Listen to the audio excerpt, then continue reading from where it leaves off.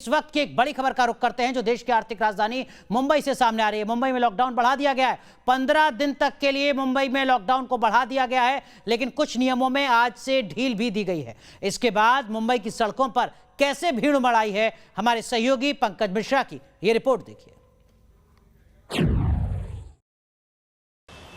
महाराष्ट्र में कोरोना की दूसरी लहर का खतरा अभी टला नहीं है। सरकार तीसरे लहर से लड़ने की तैयारी में अभी से लग गई है, लेकिन मुंबई की सड़कों पर जो ट्रैफिक है उसे देखकर लगता है कि लोगों ने ये मान लिया है कि कोरोना का खतरा टल चुका है। आपको हम सीधी तस्वीर दिखाते हैं मुंबई के वेस्टर्न एक्सप्रेस हाईवे पर जो ट्रैफिक जाम है उसकी। देखिए किस तरह से ये ट्रैफिक जाम है, करीब 5-6 किलोमीटर ये लंबा जाम है। इस बीच डॉक्टर हो सकते हैं, एम्बुलेंस ट्रैफिक में फंसा हुआ हो सकता है, आवश्यक सेवा से जो जुड़े लोग हैं वो फंसे हुए हो सकते हैं। लेकिन ये ट्रैफिक जाम देखिए, ये कितनी बड़ी समस्या है और ये ट्रैफिक जाम बेहद चिंताजनक है। आपको बता दें कि सोमवार के दिन महाराष्ट्र के मुख्यमंत्री उद्धव ठाकरे ने भी मुंबई में लगातार जिस तरह से ट्रैफिक लग रहे हैं उसको लेकर चिंता जताई थी।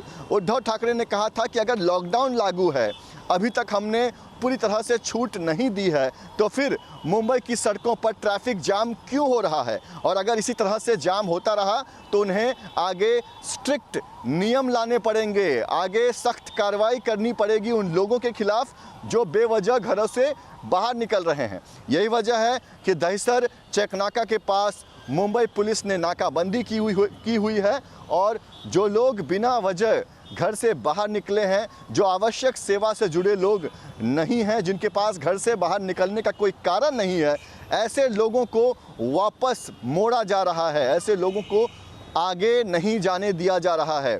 आपको हम बताते हैं कि किस तरह से मुंबई पुलिस ने महाराष्ट्र के मुख्यमंत्री उद्धव ठाकरे की चेतावनी के बाद नाकाबंदी की हुई है और उस नाकाबंदी का नतीजा ये है कि मुंबई की सड़कों पर इस तरह से ये लंबा जाम लगा हुआ है।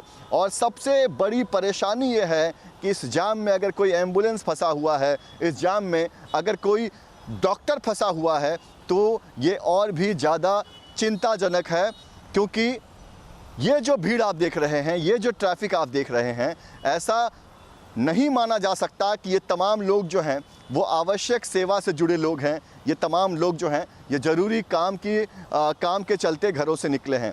इसमें से आप कह सकते हैं कि करीब 90% ऐसे लोग हैं जो बेवजह घर से निकले हैं, जिन्हें लगता है कि शायद कोरोना का खतरा टल गया।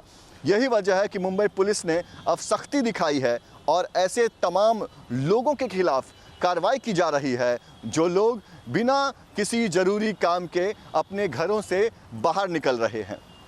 वीडियो जर्नलिस्ट सिद्धेश वासगे के साथ पंकज मिश्रा, न्यूज़ नेशन, मुंबई। चलिए, तो अब से कुछ देर पहले हमने आपको राजस्थान की तस्वीर दिखाई थी। मुंबई में किस तरीके से लोग सड़कों पर उतरे हुए हैं ये आपने देख लिया। हमारी सहयोगी हमारे साथ जुड़ चुके हैं। मुंबई से ज्योत्सना हमारी सहयोगी जुड़ रही हैं जो लगातार कोरोना के हर अपडेट आप तक पहुंचा रही हैं। दिल्ली से हमारे सहयोगी मोहित बख्शी हमारे साथ जुड़ रहे हैं, जिनसे समझने की कोशिश करेंगे कि क्या वाकई दिल्ली में भी कुछ हालात सुधर पा रहे हैं, लोगों को सोशल डिस्टेंसिंग का एहसास है या नहीं। आप दोनों का रुख करें, लेकिन उससे पहले ये रिपोर्ट देखिए।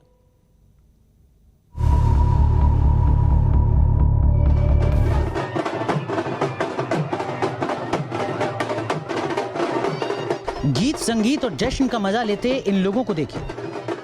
महफिल लूटने की खुमारी ऐसी कि कोरोना के नियमों को इन्होंने शोर में दबा दिया। विधायक की बेटी की शादी की रस्म का मौका है, न्योता मिला तो भीड़ दौड़ी दौड़ी आ गई। बस फिर क्या था, कौन सा कोरोना, कौन सी सोशल डिस्टेंसिंग और काहे का मास्क, लोग सब भूल गए और विधायक जी के जश्न में ऐसे डूबे कि सारे नियम ताक पर रख दिए।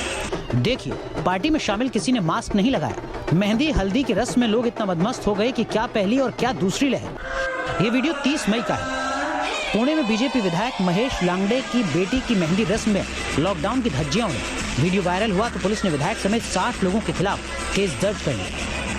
माना एक बाप के लिए बेटी की शादी सबसे बड़ा जश्न का मौका है, लेकिन जनता के प्रतिनिधि होने के नाते इन पर नियमों के पालन की बड़ी जिम्मेदारी भी है।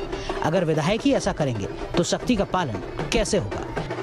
महाराष्ट्र में 15 जून तक लॉकडाउन है। मुख्यमंत्री कह रहे हैं कि अगर नियम टूटे तो लॉकडाउन आगे भी मजबूरी बन जाएगा, और अगर ऐसी ही लापरवाही रही तो ना तो लॉकडाउन हट पाएगा और ना ही कोरोना कम होगा।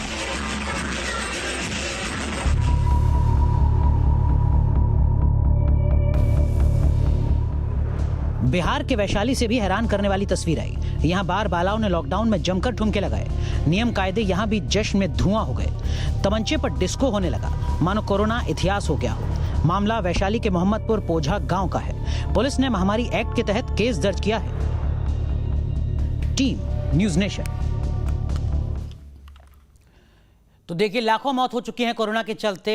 लोगों से उम्मीद की जा रही है कि वो जिम्मेदारी के साथ अपनी भूमिका निभाएं, लेकिन क्या वाकई ऐसा हो रहा है? राजस्थान, वैशाली, मुंबई, दिल्ली, क्या कुछ सूरत हाल है, लगातार हम आपको दिखा रहे हैं अलग अलग हिस्सों से। ज्योत्सना, जो तस्वीरें हमारे सहयोगी पंकज मिश्रा ने अपनी रिपोर्ट में दिखाई, उससे लगता तो नहीं कि हाल के दिनों में मुंबई के लोगों को लॉकडाउन से राहत मिलने वाली है? बिल्कुल सही कहा, क्योंकि रविवार को मुख्यमंत्री ने घोषित किया है कि 15 जून तक लॉकडाउन बना रहेगा, लेकिन साथ ही साथ चरणबद्ध तरीके से राहत भी दी जाएगी। लेकिन हमने देखा कि लोग कैसे सड़कों पर उतर आए। हालांकि अभी भी ब्रेक द चेन के तहत जो मिनी लॉकडाउन के नियम है वो पूरे महाराष्ट्र में लागू है, मुंबई में लागू है। हम दिखाना चाहेंगे, देखिए कैसे ट्रैफिक पुलिस जो है यहाँ पर कार्रवाई कर रही है। ट्रैफिक पुलिस लगातार चेक कर रही है कि कई बेवजह लोग जो है सड़कों पर घूम रहे हैं, उन्हें चेक करिए ताकि सड़कों पर ज़्यादा ट्रैफिक ना हो। लेकिन सिवाय इसके लोग फिर भी सड़कों पर घूम रहे हैं। खास तौर पर ब्रेक द चेन के तहत 5 नियम जो है वो बनाए गए हैं कि जिन राज्यों मतलब महाराष्ट्र के जिन ज़िलों में पॉजिटिविटी रेट 20% से भी ज़्यादा है, उन राज्यों को रेड जोन घोषित किया गया है। वहाँ पर जो पुराने नियम है लॉकडाउन के वो बने रहेंगे। जहाँ पर 10% से भी कम लोग जो है वो पॉजिटिविटी रेट है, वहाँ पर ब्रेक द चेन के तहत कुछ चरणबद्ध तरीके से राहत दी जाएगी। जहाँ पर ऑक्सीजन बेड 75% यानी 75% भरे हुए हैं, ऑक्यूपाई है, वहाँ पर राहत नहीं दी जाएगी। जहाँ पर ऑक्सीजन बेड की संख्या 40% से भी कम भरी हुई है, वहाँ पर थोड़ी सहूलियत दी जाएगी। इसका मतलब साफ है कि महाराष्ट्र सरकार कहीं ना कहीं लोगों को थोड़ी बहुत राहत देने की कोशिश कर रही है, लेकिन लोग जो है वो अभी भी बाज नहीं आए हैं। बिल्कुल, तो महाराष्ट्र में अभी थोड़ा गंभीरता की जरूरत है, संवेदनशीलता की जरूरत है। मोहित, दिल्ली का क्या कुछ सूरत हाल आपको नजर आ रहा है? कुछ शर्तों के साथ लॉकडाउन को खोला तो है, लेकिन तस्वीर क्या?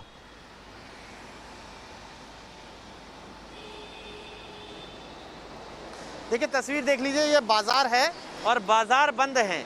बाजार तो लक्ष्मी नगर का ये मार्केट है और मेन मार्केट ही बंद है। बहुत जो ज़रूरी दुकानें हैं सिर्फ वही खुली हैं।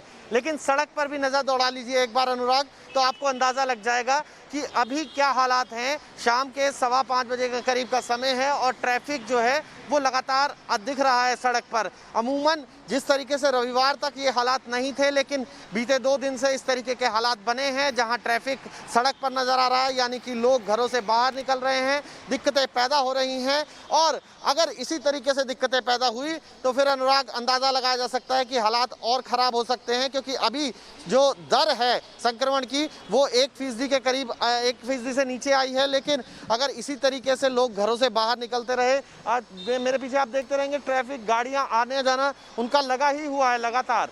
ये ट्रैफिक जो है वो लगातार आ ही रहा है, यानी कि इससे अंदाज़ा लगा सकता है व्यस्त मार्ग है। मानते हैं हम इस बात को, लेकिन ये व्यस्तम मार्ग रहता है जब अनलॉक था, नहीं ये कहा जाए पूरी तरीके से अनलॉक था। लेकिन अभी लॉकडाउन से आंशिक रूप से राहत मिली है, लेकिन फिर भी बावजूद इसके अगर लोग बाहर निकल रहे हैं और बाहर निकलने के बाद अगर उन्होंने लापरवाही बरती तो आप अंदाज़ा लगा सकते हैं। ऐसा नहीं कहा सकता कि इतनी भीड़ जो है वो इतनी भीड़ सिर्फ इसलिए निकली है क्योंकि सिर्फ लोगों को बहुत ज्यादा जरूरी काम है, क्योंकि लगातार मोहित, ज्योत्सना तस्वीर दिखा रही थी मुंबई की, जहां पर मुंबई पुलिस सक्रिय थी, लोगों से पूछ रही थी, उनका चालान कर रही थी अगर कोई गैर जरूरी तरीके से घर से बाहर निकला हुआ है। क्या दिल्ली में भी दिल्ली पुलिस उसी तरीके से सक्रिय आपको नजर आ रही है?